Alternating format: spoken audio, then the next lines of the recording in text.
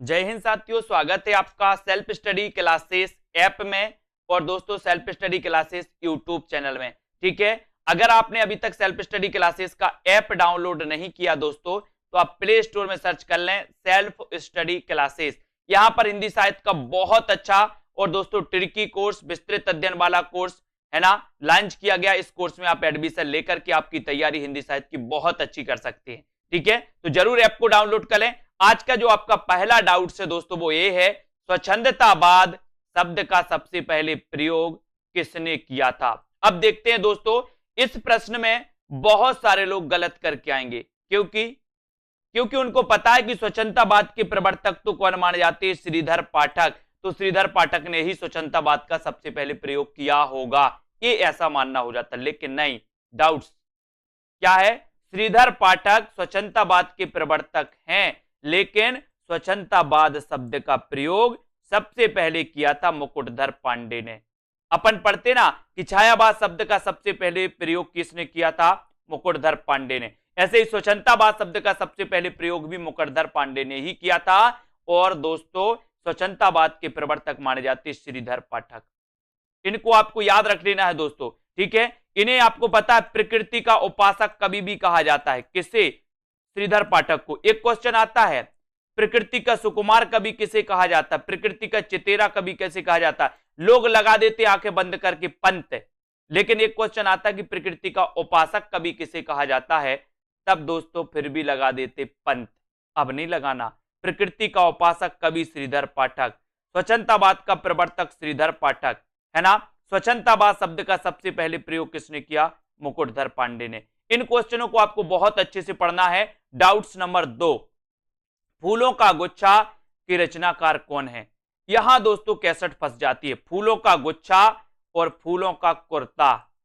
एक क्वेश्चन पूछा जाता है फूलों का कुर्ता ये किसकी रचना है, तो फूलों का गुच्छा रचना किसकी है, भारतेंदु हरिश्चंद्र की। लेकिन यहीं पर आपसे फूलों का कुर्ता पूछ लिया जाता तब भी आप कंफ्यूज हो जाते। फूलों का कुर्ता यशपाल, और जो फूलों का कुर्ता पहनेगा उसका यश बहुत होगा, बहुत, है ना, यश होगा, तो यशपाल। फूलों का कुर्ता यशपाल, फूलों का गुच्छा भारतेंदु हरिश्चंद्र। इनको अपन को याद रख लेना है। अब दोस्तों ये डाउट्स नंबर अपन 3, हिंदी का प्रथम कवि कौन है। अब यहां भी कई लोग कंफ्यूज हो जाते। अगर आपसे पूछा जाए कि हिंदी का प्रथम कवि कौन है और प्रथम की जगह कवि पूछ लिया जाता है कि हिंदी का प्रथम महाकवि कौन है, तो क्या होता है, कंफ्यूजन। बोले हिंदी का प्रथम कवि कौन है तो उत्तर लगाते सरहपा, है ना। लेकिन अगर पूछ लिया जाए कि हिंदी का प्रथम महाकवि कौन है तो आपको उत्तर लगाना है चंद्रबरदाई। ठीक है, चंद्रबरदाई आपका सही उत्तर होगा। हिंदी का प्रथम महाकवि पूछा तो चंद्रबरदाई, हिंदी का प्रथम कवि पूछा तो सरहपा।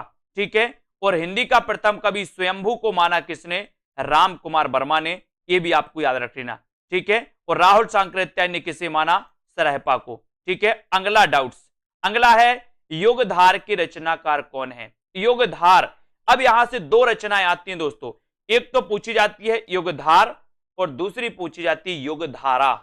अब इनको आपको दोस्तों क्या करना है, अच्छे से पढ़ लेना है। योगधारा, बोले योग की धारा में नांग बह गया, कौन बह गया, योग की धारा में, योग की धारा में नांग बह गया।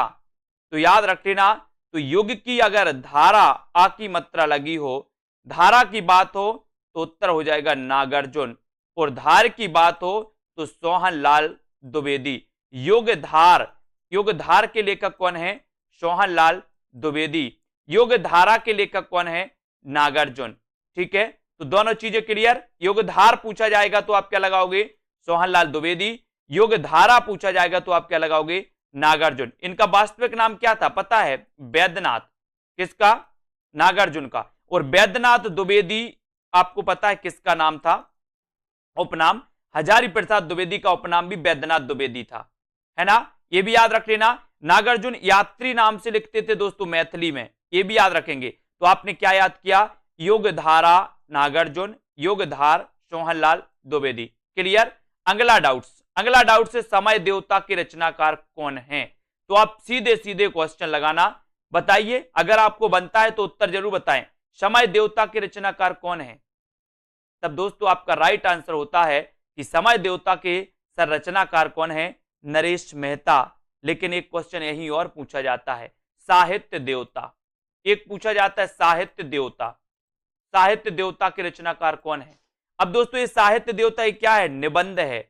और ये निबंध किसका है? मैंने आपको कई बार बताया कि साहित्य देवता को माखन खवाना है, और समय देवता है इसलिए लोग नरेश बन जाते हैं। बोले वो नरेश बन गया, बोले समय देवता है ना। तो समय देवता की लंबी कविता है दोस्तों, किसकी? नरेश मेहता की। और साहित्य देवता के रचनाकार कौन है? माखनलाल चतुर्वेदी। कंफ्यूजन है, कंफ्यूजन, कंफ्यूज नहीं होना। समय देवता नरेश मेहता और साहित्य देवता माखनलाल चतुर्वेदी। इन प्रश्नों को बहुत अच्छे तरीके से ढंग से पढ़ना है दोस्तों। हमेशा पूछे जाती है सेशन दोस्तों अपना हमेशा चलेगा डाउट्स वाला। जहां जो प्रश्नों में डाउट्स होंगे वो हम निरंतर वीडियो के माध्यम से आपके क्लियर करेंगे। आपको बस अपने वीडियो को शेयर करना है, अपने मित्रों तक पहुंचाना है, और सेल्फ स्टडी क्लासेस ऐप जरूर डाउनलोड कर लेना। वहां पर आपको हिंदी साहित्य का कोर्स लॉन्च किया गया, उस कोर्स को आप दोस्तों ले सकते हैं, परचेस कर सकते हैं, उस कोर्स में एडमिशन ले सकते हैं, अपनी तैयारी बहुत अच्छी कर सकते हैं। ठीक है, तो वीडियो को लाइक करना है, शेयर करना है, और दोस्तों सब्सक्राइब कर लेना है चैनल को, बेल आइकन को जरूर दबाएं ताकि इंफॉर्मेशन आप तक पहुंचे। ठीक है, तो आज के इस वीडियो के लिए बस इतना ही। जय हिंद।